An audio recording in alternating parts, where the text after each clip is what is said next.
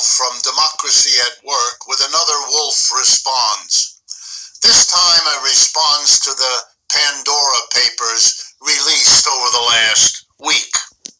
A treasure trove of millions of documents recovered from the private secret files of all kinds of firms that operate around the world to hide the wealth of millionaires and billionaires, politicians, but above all, the business elite, which has the bulk of the wealth in the world. They hide their money in the British Virgin Islands, in the states of South Dakota and Nevada in the United States, and in other locations. They move their money wherever the local politicians conveniently write the laws that permit them to hide their money there, to not get it reported to tax collectors, to the general public, and to the media. For the politicians, the motivation is obvious.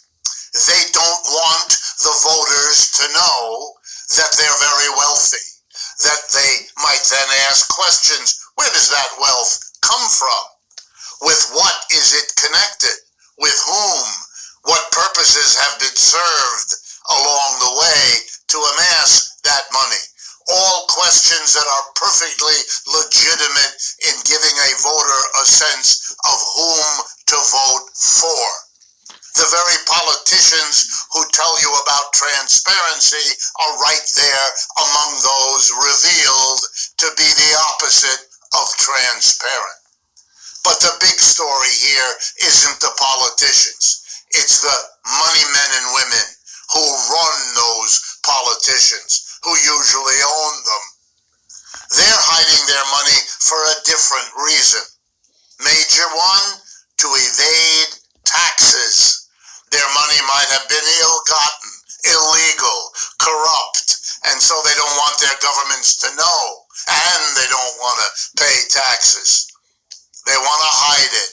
Sometimes they want to hide it from a spouse filing a divorce case who wants to get half the money to which they are entitled, but can't do so if the money is hidden.